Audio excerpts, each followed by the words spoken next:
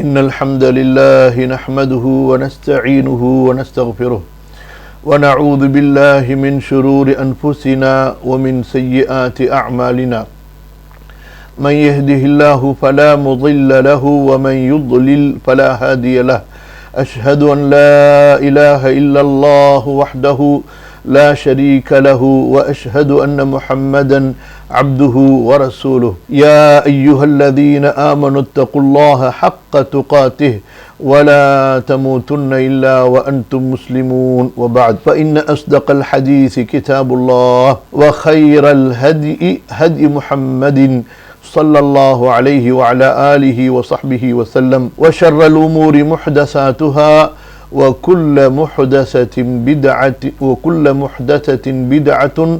وكل بدعة ضلالة وكل ضلالة في النار رب اغفر لي ولوالدي وللمؤمنين والمؤمنات يوم يقوم الحساب ربنا اغفر لنا ولإخواننا الذين سبقونا بالإيمان ولا تجعل في قلوبنا غلا للذين آمنوا ربنا إنك رؤوف رحيم اللهم اغفر لجميع العلماء المسلمين الذين خدموا دينك ونصروه ونشروه ودعوا إليه ولسلاطينهم وأمرائهم وملوكهم الذين عدلوا بين عبادك وأقاموا دينك وجاهدوا في سبيلك يا حي يا قيوم اللهم علمني القرآن العظيم والحديث الشريف ومعانيهما وحكمهما وعلمني القول البليغ والحكم الرشيد والعلم المفيد وزدني علما رب اشرح لي صدري ويسر لي أمري سبحانك لا علم لنا إلا ما علمتنا إنك أنت العليم الحكيم رب يسر ولا تعسر وتمم بالخير اللهم بك أستعين وبك التوفيق وعليك التكلان والاعتماد اللهم إنا نسألك الهدى والتقى والعفاف والغنى اللهم إنا نعوذ بك من الزيغ والضلال والكفر والشرك والنفاق والشقاق ومعصية الرسول اللهم يسر கண்ணியத்திற்கும் மதிப்பிற்கும் உரிய அல்லாஹ்வின் அடியார்களே, மதிப்பிற்குரிய சகோதரர்களே சகோதரிகளே, குறிப்பாக மதரசாவில் படிக்கக்கூடிய மாணவிகளே, அல்ஹம்துலில்லாஹ் அல் வஜீஸ் நூலை நாம் தொடர்ந்து படித்து வருகின்றோம். இன்ஷா அல்லாஹ் இன்று 58வது பக்கத்திலிருந்து அஹ்லு சுன்னா வல் ஜமாஆ உடைய தனித்தன்மைகள் என்ற தலைப்பை நாம் படிக்க இருக்கின்றோம். ஒவ்வொரு பாடத்திற்கு வரும்பொழுது முந்திய பாடத்தில் என்ன படித்தோம், இதுவரை இந்த நூலில் நாம் என்ன படித்திருக்கிறோம் என்பதை நீங்கள் ஒரு முறை நினைவு கூர்ந்து விட்டு வர வேண்டும். அப்போதுதான் முந்திய பாடத்தோடு நடக்க இருக்கின்ற பாடத்தை நாம் தொடர்பு படுத்தும் போது உங்களுக்கு அது புரிய வரும். அதாவது அல்லாஹ் சுப்ஹானஹு வ தஆலா நமக்கு இஸ்லாம் என்ற ஒரு அற்புதமான மார்க்கத்தை கொடுத்தான். மக்கள் எல்லாம் வழிகேட்டிலே இருக்கின்றார்கள். அல்லாஹு தஆலா நம்மை பாதுகாத்து இஸ்லாம் என்ற இந்த ஒளிக்கு, இந்த நேர்வழிக்கு வழிகாட்டினார். அல்லாஹு வலியுல்லதீன ஆமனு யுஹ்ரிஜுஹும் மினல் ظுலுமாத்தி இலன் நூர். அல்லாஹு தஆலா நம்பிக்கை கொண்டவர்களுடைய பாதுகாவலனாக இருக்கிறான். அவன் அவர்களை இருள்களிலிருந்து வெளியேற்றி வெளிச்சத்தின் பக்கம் கொண்டு வருகின்றான். அதுபோன்று அல்லாஹு தஆலா நம்முடைய நபி ஸல்லல்லாஹு அலைஹி வஸல்லம் அவர்களுக்கு இந்த மார்க்கத்தின் பொறுப்பை கொடுக்கும்போது லிதுஹ்ரிஜஹும் மினல் ظுலுமாத்தி இலன் நூரி பிஇذனிஹி வ இலா ஸிராத்தில் அஸீஸில் ஹமீத். நபியே, உங்களுக்கு கொடுக்கப்பட்ட இந்த குர்ஆனை கொண்டு உலக மக்களை இருள்களிலிருந்து வெளியேற்றி வெளிச்சத்தின் பக்கம், ஒளியின் பக்கம் நீங்கள் கொண்டு வர வேண்டும். அல்லாஹுடைய கண்ணியத்திற்குரிய புகழுக்குரியவனாகிய அல்லாஹுவின் பாதையின் பக்கம் நீங்கள் கொண்டு வர வேண்டும் என்று அல்லாஹு தஆலா ரசூலுல்லாஹ் ஸல்லல்லாஹு அலைஹி வஸல்லம் அவர்களுக்கு குர்ஆனை, இந்த மார்க்கத்தை கொடுத்தான். நபி ஸல்லல்லாஹு அலைஹி வஸல்லம் அவர்கள் உயிரோடு இருந்தார்கள். இந்த உம்மத் ஒரே உம்மத்தாக இருந்தது. இந்த உம்மத்தில் இருந்த முனாஃபிக்குகளை தவிர ரசூலுல்லாஹி ஸல்லல்லாஹு அலைஹி வஸல்லம் அவர்களுடைய மரணத்திற்கு பிறகு கலீஃபா உஸ்மான் ரலியல்லாஹு அன்ஹு அவர்களுடைய காலத்திலே மக்கள் குழப்பங்கள் செய்தார்கள். உமர் ரலியல்லாஹு அன்ஹு அவர்கள் உயிரோடு இருந்தவரை அந்த குழப்பங்களுக்கான தடை சுவராக எல்லா குழப்பங்களையும் தடுத்து கொண்டிருந்தார்கள். ரசூலுல்லாஹி ஸல்லல்லாஹு அலைஹி வஸல்லம் அவர்கள் உமருல் ஃபாரூக் ரலியல்லாஹு அன்ஹு அவர்களுக்கு அத்தகைய மகத்தான சிறப்பை அல்லாஹ் வழங்கி இருக்கிறான் என்று கூறினார்கள். எல்லா ஃபித்னாக்களும் தடைபட்டு இருந்தன. உமர் ரலியல்லாஹு அன்ஹு அவர்கள் கொல்லப்பட்டதற்கு பிறகு இந்த ஃபித்னாவின் வாசல்கள் திறக்கப்பட்டு விட்டன. கலீஃபாக்களுடைய வரலாறுகளை நம்ம படிக்கணும். அபூபக்கர் ரலியல்லாஹு அன்ஹு அவர்கள் எப்படி கலீஃபாவாக ஆனார்கள், அவர்களுடைய கிலாஃபத்துடைய காலத்திலே நடந்த அதாவது அர்ப்பணிப்புகள் என்ன, அவர்களுடைய கிலாஃபத்துடைய காலத்திலே நடந்த தியாகங்கள் சீர்திருத்தங்கள் என்ன, அதற்கு பிறகு கலீஃபா உமர் ரலியல்லாஹு அன்ஹு அவர்களுடைய காலத்திலே, பிறகு உஸ்மான் ரலியல்லாஹு அன்ஹு அவர்களுடைய காலத்திலே என்ன நடந்தது, பிறகு அலி ரலியல்லாஹு அன்ஹு அவர்கள் எப்படி கலீஃபாவாக ஆனார்கள், அவர்களுடைய காலத்தில் என்ன நடந்தது என்பதை சுருக்கமாக ஒவ்வொருவரும் கண்டிப்பாக கற்றிருக்க வேண்டும், தெரிந்திருக்க வேண்டும். சரி, உஸ்மான் ரலியல்லாஹு அன்ஹு அவர்களுடைய காலத்தில், அவர்களுடைய குறிப்பாக இறுதி காலத்திலே முஸ்லிம் உம்மாவிற்கு மத்தியிலே குழப்பங்கள் தோன்றின.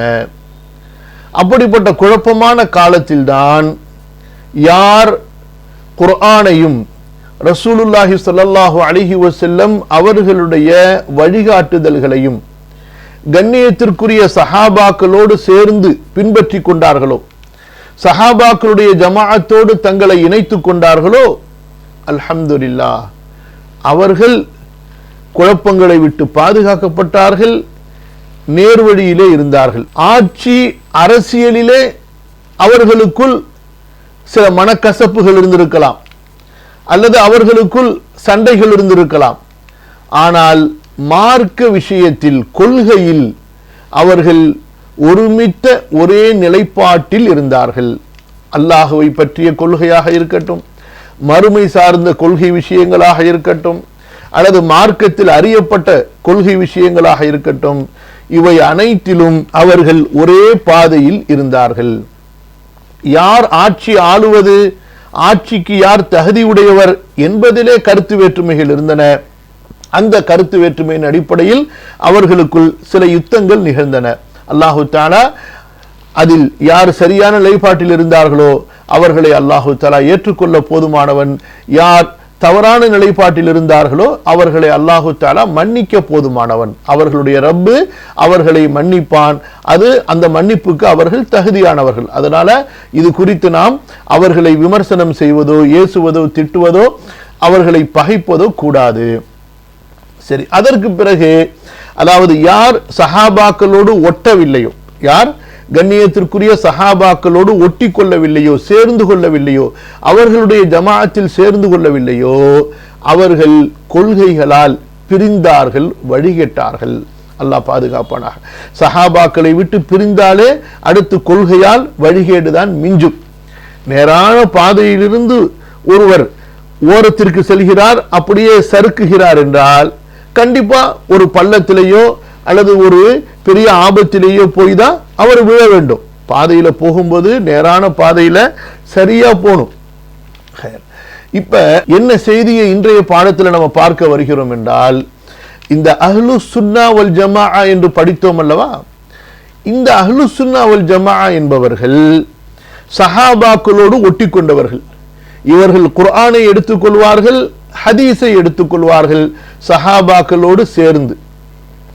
சஹாபாக்களிடத்தில் அறியப்படாத கொள்கைகளை, எந்த கொள்கைகளை சஹாபாக்கள் அறிந்திருக்கவில்லையோ, சஹாபாக்கள் மொழியவில்லையோ, சஹாபாக்களின் வாய்களிலிருந்து வெளிப்படவில்லையோ, அந்த கொள்கைகளை அவர்கள் ஒருபோதும் ஏற்றுக்கொள்ள மாட்டார்கள். அந்த கொள்கைகளை அவர்கள் இஸ்லாமிய கொள்கைகளாக நம்ப மாட்டார்கள். அந்த கொள்கைகளை அந்த கொள்கைவாதிகளோடு சேர மாட்டார்கள். இவர்களைத்தான் அஹ்லு சுன்னா வல் ஜமாஅ. அதாவது சுன்னா என்பதற்குள் குர்ஆன் வந்துரும். சுன்னா என்பது குர்ஆன் இல்லாம கிடையாது. அதாவது நபி ஸல்லல்லாஹு அலைஹி வஸல்லம் அவர்களுடைய அழகிய வழிமுறையை சஹாபாக்களுடைய ஜமாஅத்தோடு சேர்ந்து பின்பற்றக்கூடியவர்கள். இந்த அடையாளத்தை நாம் நமக்குள் உறுதிப்படுத்தும் பொழுது யாரெல்லாம் வழிகட்டு சென்றார்களோ அவர்களை அடையாளம் காணுவது, அவர்கள் யார் என்று அவர்களுடைய தன்மைகளை புரிந்து கொள்வது நமக்கு இலகுவாக இருக்கும். அடுத்த விஷயம் என்ன? இந்த அஹ்லுஸ் சுன்னா வல் ஜமாஅ என்று நாம் சொல்கிறோம் அல்லவா, அந்த ஜமாஅத்தோடு நாம் சேர்ந்து கொள்ள வேண்டும் என்று ஆசைப்படுகிறோம் அல்லவா, அந்த அஹ்லுஸ் சுன்னா வல் ஜமாஅவிடத்தில் இருக்கக்கூடிய விசேஷங்கள் என்ன, அவர்களிடத்தில் இருக்கக்கூடிய qualities, best characters, best values, அவங்களிடத்தில் இருக்கக்கூடிய உயர்ந்த மதிப்புகள், உயர்ந்த சிறப்புகள், உயர்ந்த அடிப்படை தன்மைகள் என்ன, ஏன் நாம் அவர்களோட தான் சேர வேண்டும், ஏன் நாம் அவர்களோடு தான் சேர வேண்டும், அவர்களிடத்தில் அப்படி என்ன அதற்கான தகுதிகள் இருக்கின்றன என்பதை நாம் அறிந்து கொள்ள வேண்டும். நல்ல கவனிங்க. சில பேர் இருக்காங்க, நான் தான் சரி, நான் தான் உண்மையான அஹ்லுஸ் சுன்னத் வல் ஜமாத், நான் தான் உண்மையிலே சரியானவன் என்று பேசுவார்கள். அல்லாஹு தஆலா நம்மை பாதுகாப்பானாக. அப்படி பெருமையின் வார்த்தையை நாம் சொல்லக்கூடாது. நாம் எப்படி சொல்ல வேண்டும்? நான் அஹ்லுஸ் சுன்னாவில் ஒருவன், உண்மையான அஹ்லுஸ் சுன்னாவில் நானும் ஒருவனாக இருக்க ஆசைப்படுகிறேன், ஆதரவு வைக்கிறேன் என்று சொல்ல வேண்டும். நான் தான் சரி என்று சொல்லக்கூடாது. சரியானவர்களில் ஒருவராக நான் இருக்க ஆசைப்படுகிறேன், நான் இருக்க முயற்சிக்கிறேன் என்று சொல்ல வேண்டும். கண்ணியத்திற்குரிய சஹாபாக்கள்ல யாரும் நான் கரெக்டான முஃமின் என்று அவர்கள் சொன்னதே கிடையாது. ஆனா முஃமினுன் இன்ஷா அல்லாஹ், அல்லாஹ்வுடைய அருளால், அல்லாஹ் நாடினால் நான் மூமினாக இருப்பேன் என்றுதான் சொல்லி இருக்கின்றார்களே தவிர நான் தான் சரியானவன், எனது ஆசிரியர் தான் சரியானவர், எங்கள் கொள்கை தான் சரியானது என்று சொல்ல மாட்டார்கள். சரியான கொள்கை வாசிகளோடு நாங்கள் சேர்ந்திருக்கிறோம், சரியான நேர்வழியாளர்களோடு நாங்கள் இணைந்து கொள்ள ஆசைப்படுகிறோம் என்று நாம் சொல்ல வேண்டும். وَمَنْ أَحْسَنُ قَوْلًا مِمَّنْ دَعَا إِلَى اللَّهِ وَعَمِلَ صَالِحًا وَقَالَ إِنَّنِي مِنَ الْمُسْلِمِينَ.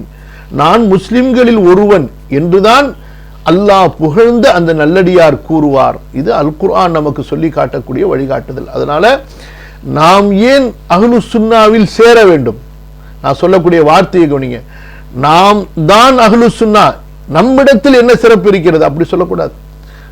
பயப்படணும் அல்லாஹ்விடத்தில். அல்லாஹ் உள்ளங்கள் அல்லாஹ்விடத்தில் இருக்குது. இன்ன குலூபல் இபாதி பைன இஸ்பைனி மின் அஸாபிஇர் ரஹ்மான், அடியார்களுடைய உள்ளங்கள் ரஹ்மானுடைய 2 விரல்களுக்கு இடையிலே இருக்கின்றன. யுகல்லிபுஹா கைஃப யஷா, அவன் நாடியபடி அந்த உள்ளங்களை புரட்டி விடுவான். அல்லாஹ்வின் தூதர் ஸல்லல்லாஹு அலைஹி வஸல்லம் துஆ செய்வார்கள், அல்லாஹும்ம யா முகல்லிபல் குலூப் சப்பித் குலூபனா அலா தீனிக், உள்ளங்களை புரட்டக்கூடியவனே எங்களது உள்ளங்களை தீனின் மீது உறுதிப்படுத்துவாயாக, புரட்டி வைப்பாயாக. யா முகல்லிபல் குலூப் சப்பித் கல்பி அலா தீனிக என்று அல்லாஹ்வுடைய தூதர் ஸல்லல்லாஹு அலைஹி வஸல்லம் தொடர்ந்து துஆ செய்வார்கள். மனைவிமார்களிலே ஒருவர் கேட்டார், அல்லாஹ்வுடைய தூதரே, இப்படி நீங்கள் அதிகம் துஆ செய்கிறீர்களே? அதற்கு அல்லாஹ்வுடைய தூதர் ஸல்லல்லாஹு அலைஹி வஸல்லம் சொல்லி காட்டினார்கள், அல்லாஹ் தஆலா அடியார்களுடைய உள்ளங்களை எப்படி வேண்டுமானாலும் புரட்டி விடுவான். உள்ளங்கள் அல்லாஹ்வுடைய 2 விரல்களுக்கு இடையிலே இருக்கின்றன. ஆகவே நாம் எப்போதும் பயந்து கொண்டே இருக்க வேண்டும். நேர்வழியில் இருக்கிறோம் என்பது பெருசு அல்ல, பெருசுதான். அதைவிட பெருசு என்னவென்றால் அந்த நேர்வழியில் இஹ்லாஸோடு பயத்தோடு இருக்க வேண்டும். அல்லாஹ்வுடைய இறுதி பயத்தோடு, முடிவு எப்படி இருக்குமோ என்ற பயத்தோடு பயணிக்க வேண்டும். நேர்வழியில் பயணிக்க வேண்டும், நேர்வழியில் இஹ்லாஸோடு பயணிக்க வேண்டும். யா அல்லாஹ், இதே நேர்வழியில் எனக்கு மரணத்தை கொடு, வலா தமூதுன்ன இல்லா வ அன்தும் முஸ்லிமூன், உண்மையான இஸ்லாமுடைய நேர்வழியில் எனக்கு மரணத்தை கொடு. அல்லாஹும்ம இன்னா நஸ்அலுக ஹுஸ்னல் காத்திமா, அழகிய முடிவை எங்களுக்கு கொடு என்ற துஆவோடு, பிரார்த்தனையோடு, பயத்தோடு பயணிக்க வேண்டும். அல்லாஹ்வுடைய சூழ்ச்சிகளில் இருந்து அச்சமற்றவர்களாக, பயமற்றவர்களாக இருக்க வேண்டும். அல்லாஹ்வுடைய சூழ்ச்சியை எப்போதும் பயந்து கொண்டே இருக்க வேண்டும். அதுதான் அந்த முழுமையான நேர்வழி. ஆக இன்று நாம் படிக்கக்கூடிய இந்த பாடத்தில் அஹ்லுஸ் சுன்னா வல் ஜமாஅவில் நாம் ஏன் சேர வேண்டும், அவர்களோடு நாம் ஏன் ஒட்டிக்கொள்ள வேண்டும், அந்த ஜமாஅத்தில் தான் நாம் வாழ வேண்டும், அந்த ஜமாஅத்தின் அடிப்படையில் தான் நாம் மார்க்கத்தை புரிய வேண்டும், மார்க்கத்தை பிரச்சாரம் செய்ய வேண்டும் என்பதற்கான காரணங்கள் என்ன, அப்படி அவர்களிடத்தில் என்ன தனித்தன்மைகள், உயர்வுகள், மதிப்புகள் இருக்கின்றன, அதுதான் நம்ம இன்ஷா அல்லாஹ் இன்றைய பாடத்தில் பார்க்க போறோம். ஒரு தனித்தன்மையா நம்ம படிப்போம் இன்ஷா அல்லாஹ். அதை தொடர்ந்து நம்ம பார்ப்போம். கவனிங்க, அஹ்லு சுன்னா வல் ஜமாஅவுடைய தனித்தன்மைகள். அஹ்லு சுன்னா வல் ஜமாஅவுடைய தனித்தன்மைகள். ஒன்று இஃப்ராத். அஃப்ரத யுஃப்ரிது இஃப்ராத்தன். புரியுதுங்களா? குர்ஆன்ல இந்த வார்த்தை பயன்படுத்தப்பட்டிருக்கு. அதே போன்று தஃப்ரீத். அஃப்ரத என்பது அஃஅல என்ற வசனிலிருந்து வந்தது. தஃப்ரீத் என்பது ஃபர்ரத யுஃபர்ரிது தஃப்ரீதன், ஃபஅல யுஃபஇலு தஃபீல் வஸன். கவனிங்க, மார்க்கத்தில் கூறப்பட்டுள்ள அளவை மீறுதல், மார்க்கத்தில் நிர்ணயிக்கப்பட்ட எல்லையை மீறுதல், இது இஃப்ராத். இந்த இஃப்ராத் என்பவர்கள் யார் என்று சொன்னா, சொல்லப்பட்ட அளவையும் செய்வார்கள், அதை கூட்டியும் செய்வார்கள். நல்ல கவனிங்க, இஃப்ராத் என்பது என்ன? மார்க்கத்தில் என்ன சொல்லப்பட்டு இருக்கிறதோ அதையும் செய்வார்கள், அதற்கு மேலும் செய்வார்கள் அதிகப்படுத்தி. இது இஃப்ராத். இரண்டாவது தஃப்ரீத். தஃப்ரீத் என்றால் என்ன? மார்க்கத்தில் சொல்லப்பட்டதை அலட்சியத்தால் விடுவது, மார்க்கத்தில் சொல்லப்பட்ட எல்லையை உடைப்பது, தங்களுக்கு தாங்களாக ஒரு எல்லையை ஏற்படுத்திக் கொள்வது, சட்டங்களை உருவாக்கி கொள்வது, அல்லாஹ் ஏற்படுத்திய சட்ட வரம்புகளை, அல்லாஹ் ஏற்படுத்திய ஒழுக்க எல்லைகளை புறக்கணிப்பது. இது தஃப்ரீத். ரெண்டுக்கு வித்தியாசம். ரெண்டு கோணத்துல. ஒன்று என்ன? செய்யறத ஓவரா மிகைப்படுத்தி அதிகப்படுத்தி செய்யறது, சொல்லப்பட்ட அளவை விட. இன்னொன்று என்ன? செய்வதை, சொல்லப்பட்டதை செய்யாமல் விடுவது, சொல்லப்பட்டதை புறக்கணிப்பது. இந்த ரெண்டுத்துக்கு இடையில இதான் வித்தியாசம். இப்ப பாருங்க, இஃப்ராத் அதாவது மார்க்கத்தில் கூறப்பட்டுள்ள அளவை மீறுதல், மார்க்கத்தில் நிர்ணயிக்கப்பட்டுள்ள எல்லையை மீறுதல், மற்றும் தஃப்ரீத் அதாவது மார்க்க சட்டங்களை அலட்சியப்படுத்துதல், மார்க்க விதிகளை புறக்கணித்தல் ஆகிய இரு நிலைப்பாடுகளையும் தவிர்த்து நடுநிலை உடையவர்களாக இருப்பார்கள். யாரு? அஹ்லு சுன்னா வல் ஜமாஅ. நாம் என்ன செய்வோம்? இந்த மார்க்கம் என்று வந்துவிட்டால் அல்லாஹ்வுடைய தூதர் ஸல்லல்லாஹு அலைஹி வஸல்லம் எதை நமக்கு இபாதத்தாக, அமலாக, சொர்க்கத்திற்கான பாதையாக கற்றுக் கொடுத்தார்களோ அதை மட்டும் செய்வோம். அதை கொண்டு அல்லாஹ்வுடைய தூதரை பின்பற்றி அல்லாஹ்வை வணங்குவோம். நபி ஸல்லல்லாஹு அலைஹி வஸல்லம் எதை நமக்கு மார்க்கத்தில் சொல்லித் தரவில்லையோ அதை கொண்டு அல்லாஹ்வை நாம் வணங்க மாட்டோம். அல்லாஹுவை எப்படி வணங்க வேண்டும் என்பதை காண்பித்து கொடுப்பதற்குத்தான் அல்லாஹு தஆலா தூதர்களை அனுப்பினான். அதனுடைய வரிசையில் இறுதி தூதர் முஹம்மது ஸல்லல்லாஹு அலைஹி வஸல்லம் வந்தார்கள். எனவே அவர்கள் காட்டிய வழி அல்லாத ஒன்றில் அல்லாஹுவை வணங்கி நாம் அல்லாஹ்வுடைய பொருத்தத்தையோ சொர்க்கத்தையோ அடைய முடியாது. அதே போன்று அல்லாஹுவை நம்புவது, மறுமையை நம்புவது, கைபை நம்புவது என்றால் அது ரசூலுல்லாஹி ஸல்லல்லாஹு அலைஹி வஸல்லம் காட்டி கொடுத்த அந்த வழிமுறையில் இருக்க வேண்டும். அவர்கள் காட்டி கொடுக்காததை, அவர்கள் நம்பிக்கை கொள்ள வேண்டும் என்று கற்பிக்காததை நாம் நம்ப மாட்டோம். அவர்கள் நம்பிக்கை கொள்ளுங்கள் என்று நமக்கு வழிகாட்டியதை நம்பாமல் விடவும் மாட்டோம். அவர்கள் எதை நமக்கு நம்பிக்கையாக சொல்லித் தரவில்லையோ அதை நாம் நம்பிக்கை கொள்ளவும் மாட்டோம். நல்ல கவனிங்க, ரெண்டு விஷயம், இஃப்ராத் தஃப்ரீத். முதல்ல இஃப்ராத்துக்கு வருவோம்.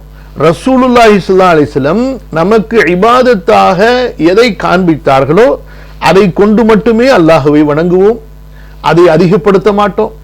உதாரணத்திற்கு இப்ப இந்த ரபியுல் அவ்வல் மாசம் மௌலூத் ஓதி அல்லாஹ்வுடைய பொருத்தத்தை தேடுவோமா? மௌலூத் ஓதி அல்லாஹ்விடத்துல சொர்க்கத்தை தேடுவோமா? முடியாது. அந்த இப்போது ஓதக்கூடிய மௌலிது கிதாபுகளுடைய வாசகங்கள் அது ஒரு தனி சர்ச்சை. இப்படி ஒரு அமலை கொண்டு நாம் நம்முடைய மார்க்கத்தில் அல்லாஹ்வை வணங்க முடியுமா? இதை ஒரு இபாதத்தாக, அமலாக ஆக்க முடியுமா என்றால் முடியாது. நாங்க 5 நேர தொழுவும் செய்வோம், இது எக்ஸ்ட்ரா செய்வோம். இதுதான் இஃப்ராத். நாங்க 5 நேர தொழுவும் செய்வோம், நோன்பு வைப்போம், ஜக்காத்து கொடுப்போம், இதை கொண்டும் அல்லாஹ்வுடைய சொர்க்கத்தை நம்ம அடைவதற்கு முயற்சி செய்வோம். அதற்கு பிறகு இந்த மௌலூது, மீலாது, ஹத்தம், ஃபாத்திஹா இதை கொண்டும் நாங்கள் அல்லாஹ்விடத்திலே நன்மையை தேடிக்கொள்வோம். இதெல்லாம் எக்ஸ்ட்ரா நாங்க செஞ்சுக்கிறோம். அப்படி முடியுமா? முடியாது. அப்ப ரசூல் ஸல்லல்லாஹு அலைஹி வஸல்லம் காட்டிய அளவோடு நின்று கொள்வார்கள். நபி ஸல்லல்லாஹு அதே போன்று நம்பிக்கை, ஈமான் சம்பந்தப்பட்ட விஷயங்கள், அல்லாஹ் எப்படி இருப்பான், சொர்க்கம் எப்படி இருக்கும், நரகம் எப்படி இருக்கும், மறுமையினுடைய விசாரணை எப்படி இருக்கும், இதெல்லாம் நமக்கு ரசூல் ஸல்லல்லாஹு அலைஹி வஸல்லம் சொல்லி கொடுத்து விட்டார்கள். அந்த நம்பிக்கைக்கு மேல நாம நம்பிக்கைகளை கொண்டு வந்து நாம் எல்லை மீற மாட்டோம், சொல்லப்பட்ட அளவை கடக்கவும் மாட்டோம். அப்ப நம்பிக்கை விஷயத்திலையும் நின்றுடுவோம் அந்த அளவோட. இரண்டாவது தஃப்ரீத் என்றால் என்ன? நபி ஸல்லல்லாஹு அலைஹி வஸல்லம் சொல்லி கொடுத்த கடமைகளையே அலட்சியம் செய்யறது. அல்லாஹ் பாதுகாக்கணும். தொழுகையை விடுறது, தொழுகையை அலட்சியம் செய்யறது, நோன்பு அலட்சியம் செய்யறது, அல்லாஹ்வுடைய ரசூலும் மார்க்கத்தில் ஹலால் ஹராமுடைய சட்டதிட்டங்களை நமக்கு வகுத்து கொடுத்திருக்கிறார்கள் அல்லவா, அந்த சட்டதிட்டங்களை எல்லாம் புறக்கணிக்கிறது, செய்யறது, விட்டுறது, எப்போ விரும்பணுமோ செய்யறது, விரும்பலனா விட்டுறது, அல்லது நம்முடைய மன இச்சைகளுக்கு ஏற்ப அதில் மாற்றங்களை உண்டு பண்றது, அதுக்கு அப்படி அர்த்தம் இல்லை, அதுக்கு இப்படி அர்த்தம் இல்லை, இந்த மாதிரியான வேலைகளையும் செய்ய மாட்டோம். இதுதான் இஃப்ராத் தஃப்ரீத். இந்த இரண்டிற்கும் நடுவில் நம்முடைய பாதை இருக்கும். இதுதான் அஹ்லுஸ் சுன்னா வல் ஜமாஅவுடைய பாதை. ஏன் அஹ்லுஸ் சுன்னா வல் ஜமாஅல நம்ம போய் சேரணும் என்றால், அவர்கள் இந்த இரண்டு பிரச்சனைகளிலிருந்தும் விடுபட்டவர்கள். இஃப்ராத்திலும் செல்ல மாட்டார்கள், தஃப்ரீத்திலும் செல்ல மாட்டார்கள். ரசூல் ஸல்லல்லாஹு அலைஹி வஸல்லம் அவர்கள் மீது முஹப்பத் வைக்க வேண்டும். யாரை விட? நம்முடைய பெற்றோரை விட, நம்முடைய பிள்ளைகளை விட. ஆனா அதே நேரத்தில் ரசூல் ஸல்லல்லாஹு அலைஹி வஸல்லம் அவர்கள் மீது முஹப்பத் வைக்கிறோம் என்று அவர்களிடத்தில் இல்லாத தன்மைகளை சொல்லலாமா? சொல்லக்கூடாது. அவர்கள் மீது முஹப்பத் வைக்கிறோம் என்று அவர்களை அல்லாஹ்வுடைய ஸ்தானத்திற்கு உயர்த்தலாமா? உயர்த்தவும் கூடாது. அல்லது ரசூல் ஸல்லல்லாஹு அலைஹி வஸல்லம் சாதாரண ஒரு மனிதர் தான், அவருக்கு என்று எந்த தனி சிறப்பும் இல்லை என்று அல்லாஹ் அவர்களுக்கு கொடுத்த தகுதியை குறைக்கலாமா? குறைக்கக்கூடாது. அல்லாஹு தஆலா ரசூல் ஸல்லல்லாஹு அலைஹி வஸல்லம் அவர்களுக்கு கொடுத்த கண்ணியத்தை, தகுதியை, சிறப்பை குறைப்பது தஃப்ரீத். அல்லாஹ் ரசூல் ஸல்லல்லாஹு அலைஹி வஸல்லம் அவர்களுக்கு கொடுத்த சிறப்பை விட, கண்ணியத்தை விட அதிகமாக அவர்களை உயர்த்துவது இஃப்ராத். இந்த ரெண்டையும் நம்ம செய்ய மாட்டோம். இதே போலதான் மார்க்கத்தினுடைய எல்லா விஷயங்கள்லையும். கவனிங்க, திரும்ப படிக்கிற இஃப்ராத், அதாவது மார்க்கத்தில் கூறப்பட்டுள்ள அளவை மீறுதல், மார்க்கத்தில் நிர்ணயிக்கப்பட்ட எல்லையை மீறுதல், இது இஃப்ராத். அடுத்து தஃப்ரீத், அதாவது மார்க்க சட்டங்களை அலட்சியப்படுத்துதல், மார்க்க விதிகளை புறக்கணித்தல் ஆகிய இரு நிலைப்பாடுகளையும் தவிர்த்து நடுநிலை உடையவர்களாக இருப்பார்கள். யாரு? அஹ்லுஸ் சுன்னா வல் ஜமாஅ. அதற்கு என்ன விளக்கம்? அகீதா, அதாவது இஸ்லாமிய கொள்கைகள், ஃபிக்ஹ், இஸ்லாமிய மார்க்க சட்டங்கள், ஹலால் ஹராமுடைய சட்டங்கள் மற்றும் ஏனைய அனைத்து துறைகளிலும் நிர்ணயிக்கப்பட்ட என்றால் மார்க்கத்தில் நிர்ணயிக்கப்பட்ட, மனிதர்களாக நிர்ணயித்துக் கொண்டவை அல்ல. மார்க்கத்தில் நிர்ணயிக்கப்பட்ட என்றால் அது குர்ஆனிலே நிர்ணயிக்கப்பட்டிருக்க வேண்டும், ஹதீஸிலே நிர்ணயிக்கப்பட்டிருக்க வேண்டும். அப்ப நிர்ணயித்தல் என்றால் என்ன? எது சொல்லப்பட்டதோ அதான் நிர்ணயிக்கப்பட்டது. 33 தடவை தொழுகைக்கு பிறகு சுப்ஹானல்லாஹ் சொல்லணுமா? 33 தடவை தான், அதோட நிறுத்திடுவோம். அது முடித்ததற்கு பிறகு நீங்க 34,000 தடவை கணக்கே பண்ணக்கூடாது, சொல்லிக்கிட்டே இருக்க வேண்டியதான். புரியுதுங்களா? அப்ப நிர்ணயிக்கப்பட்ட எல்லைகள், நிர்ணயிக்கப்பட்டது என்றால் என்ன? அது குர்ஆன்ல ஹதீஸ்ல நிர்ணயிக்கப்பட்டிருக்கணும், அதாவது சொல்லப்பட்டிருக்க வேண்டும். யார் சொல்லியிருப்பாங்க? குர்ஆன் ஹதீஸ்ல அல்லாஹ் சொல்லியிருப்பான், அல்லது ரசூல் ஸல்லல்லாஹு அலைஹி வஸல்லம் சொல்லியிருப்பார்கள். அப்ப அகீதா, ஃபிக்ஹ் மற்றும் ஏனைய அனைத்து துறைகளிலும், அது அஹ்லாக்காக இருக்கட்டும், மற்ற நம்முடைய குடும்ப வாழ்க்கையினுடைய சட்டதிட்டங்களாக இருக்கட்டும், எல்லா விஷயங்களையும் அகீதா, ஃபிக்ஹ் மற்றும் ஏனைய அனைத்து துறைகளிலும் நிர்ணயிக்கப்பட்ட எல்லைகளை மீறாமலும், ரொம்ப பக்தி, ரொம்ப தக்வா, இதெல்லாம் பேணுதல்ங்கிற அடிப்படையில் நாங்க செய்யறோம், அதெல்லாம் கிடையாது. எது சொல்லப்பட்டதோ அதை செய்வதுதான் பேணுதல். அதை மீறுவது அயோக்கியத்தனம், எல்லை மீறுதல், உதுவான். கவனிங்க, அகீதா, ஃபிக்ஹ் மற்றும் ஏனைய அனைத்து துறைகளிலும் நிர்ணயிக்கப்பட்ட எல்லைகளை மீறாமலும் ஒன்று, இதுதான் இஃப்ராத். அடுத்தது அவற்றை அலட்சியம் செய்யாமலும், இது தஃப்ரீத். அந்த எல்லைகளை விட்டுறது, அதுல சிலதை செய்யறது, சிலதை விடுறது, அல்லது மொத்தமாகவே விட்டுறது. அவற்றை அலட்சியம் செய்யாமலும் இருப்பார்கள். உலகில் காணப்படும் பல சமயங்களுக்கு மத்தியில், அதாவது வேற பல இஸ்லாமுக்கு வெளியில் இருக்கக்கூடிய மதங்கள் இருக்கு பாருங்க, உலகில் காணப்படும் பல சமயங்களுக்கு மத்தியில் முஸ்லிம் சமுதாயம் நடுநிலையாக இருப்பது போல் இந்த சமுதாயத்தினரிடையே, அதாவது முஸ்லிம்களுக்கு இடையிலே காணப்படும் பல பிரிவுகளுக்கு மத்தியில் நடுநிலை வகிப்பவர்களாக இவர்கள் இருப்பார்கள். யாரு? அஹ்லுஸ் சுன்னா வல் ஜமாஅ. எப்படி இஸ்லாம் என்ற இந்த உயர்ந்த மார்க்கத்தை கொண்டு ஏனைய வழிகட்ட மதங்களிலிருந்து நாம் விலகி அல்ஹம்துலில்லாஹ் நேர்வழிக்கு வந்தோமோ அதே போன்று இந்த இஸ்லாமிய மார்க்கத்திற்குள் பல பிரிவுகளாக இஃப்ராத்திலோ அல்லது தஃப்ரீத்திலோ அதாவது சொல்லப்பட்ட அளவை விட அதிகப்படுத்தியோ சொல்லப்பட்ட அளவை அலட்சியப்படுத்தியோ வழிகெட்டு போனார்கள் அல்லவா, அந்த இரண்டு வகையான வழிகேடர்களுக்கு மத்தியிலே அஹ்லுஸ் சுன்னா என்பவர்கள் நடுநிலை பாதையிலே மிதமாக சென்று கொண்டிருப்பார்கள்.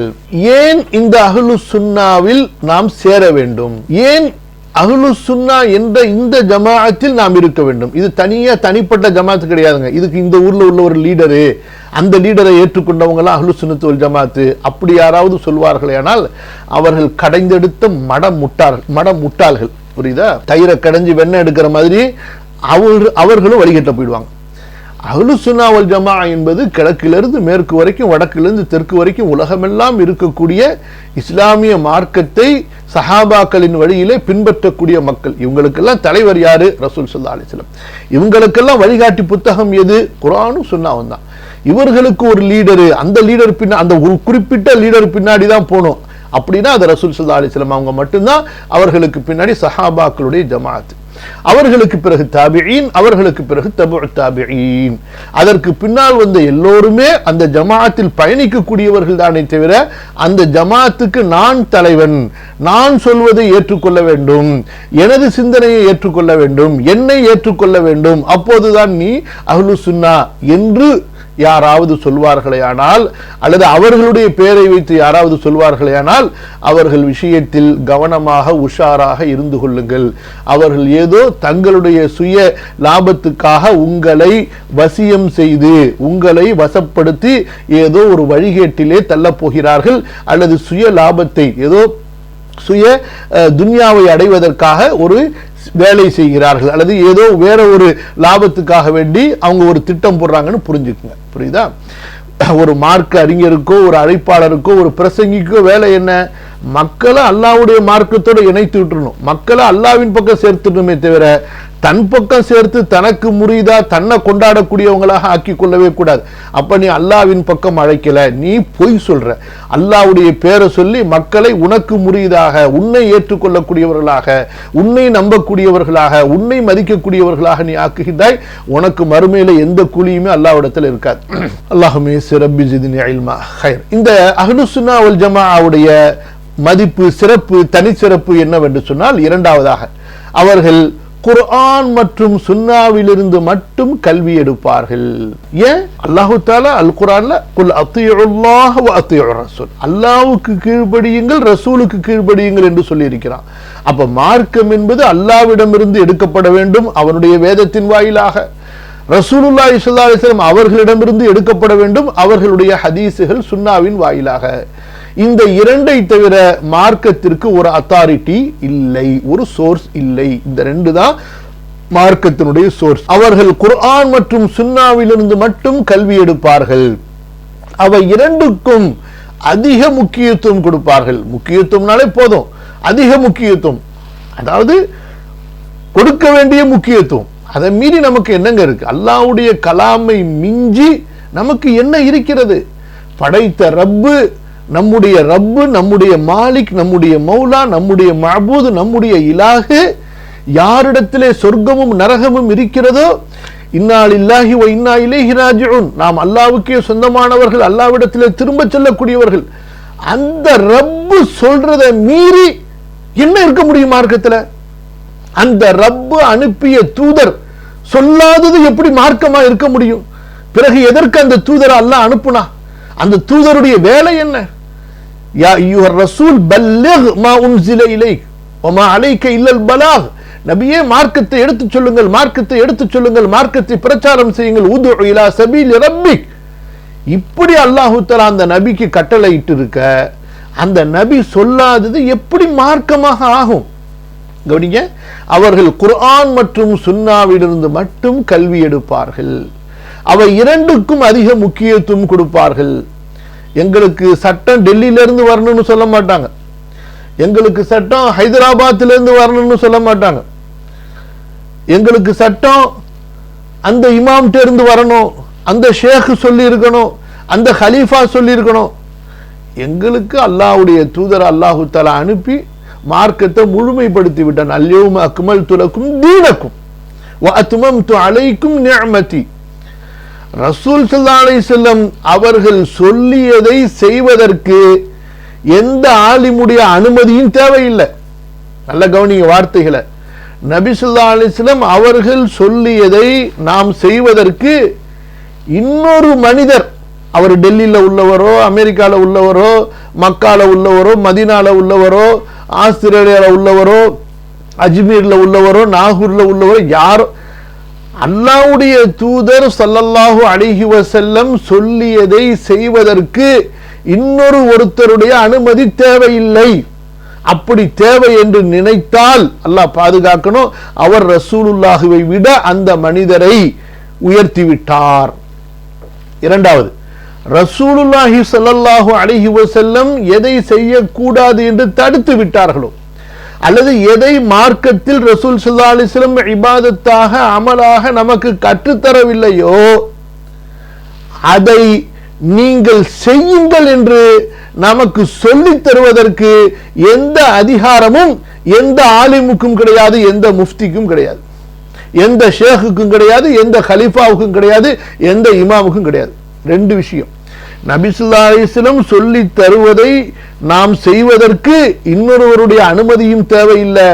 அவர்கள் மார்க்கத்தில் சொல்லாததை மார்க்கமாக நாம் எடுத்து செயல்பட வேண்டும் என்று நமக்கு கட்டளையிடுவதற்கு சொல்வதற்கு எந்த அதிகாரமும் யாருக்கும் இல்லை. இதுதான் அஹ்லுஸ் சுன்னா வல் ஜமா.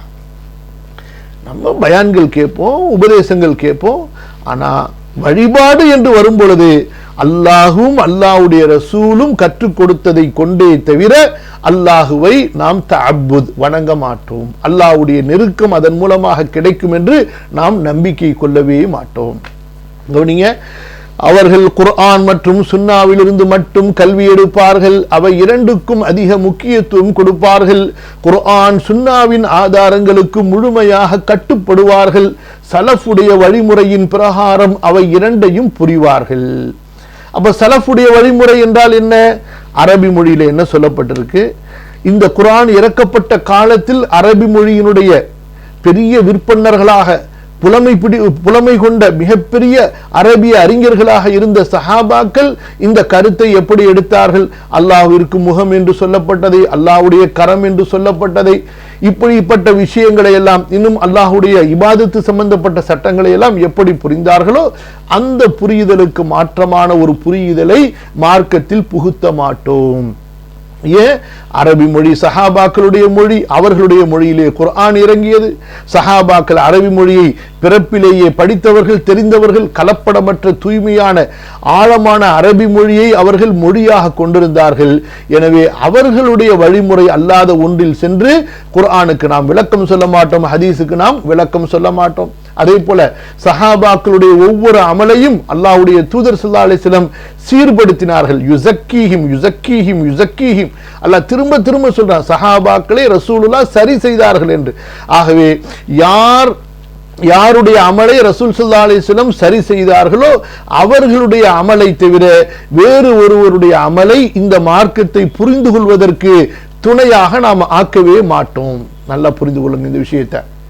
அடுத்து மூன்றாவது, ரப்பி ஜித்னி இல்மா. ஒருவரின் கூற்றை மட்டும் நான் படிக்கிறேன், அதுக்கு பிறகு விளக்க சொல்றேன். கவனிங்க, ஒருவரின் கூற்றை மட்டும் நாம் முழுமையாக ஏற்று அவரின் கூற்றுக்கு மாற்றமான அனைத்தையும் நாம் விட்டுவிடும்படியான மதிக்கத்தக்க இமாமாக நபி ஸல்லல்லாஹு அலைஹி வஸல்லம் அவர்களை தவிர வேறு யாரையும் அவர்கள் கருத மாட்டார்கள். யாரு? அஹ்லுஸ் சுன்னா வல் ஜமா. கவனிங்க, எப்படி இன்று நாங்க அந்த இமாம் சொன்னாதான் ஏற்றுக்கொள்வோம், அந்த இமாம் சொல்லாதது சஹீஹான ஹதீசுகளில் இருந்தாலும் பல சஹாபாக்கள் தாபிஈன்கள் அறிவித்திருந்தாலும் நாங்கள் அதை நம்ப மாட்டோம் அல்லது ஏற்றுக்கொள்ள மாட்டோம் என்று சிலர் செல்கிறார்கள் அல்லவா? அப்படி அல்ல. எல்லாவற்றிலும் இவருடைய பேச்சைத்தான் நாங்கள் கேட்போம் என்று ஒரு இமாமுக்கு பிறகு நாம் செல்பவர்களாக இருந்தால் அந்த ஒரு இமாம் யாராக மட்டும் இருப்பார்கள்? முஹம்மது ரசூலுல்லாஹ் ஸல்லல்லாஹு அலைஹி வஸல்லம். அவங்க இமாம் அபூ ஹனீஃபா ரஹிமஹுல்லாஹ்வாகவும் இருக்க மாட்டார்கள், இமாம் ஷாஃபிஈயாக, இமாம் மாலிக்காக, இமாம் அஹ்மதாகவும் இருக்க மாட்டார்கள். எந்த இமாமும் எங்களை பின்பற்றுங்கள், நாங்கள் உங்களுக்கு வழிகாட்டுவோம் என்று சொல்லவில்லை. எல்லாரும் ஹதீஸுகளை கொண்டுதான் மக்களை வழி நடத்தினார்கள். புரியுதா?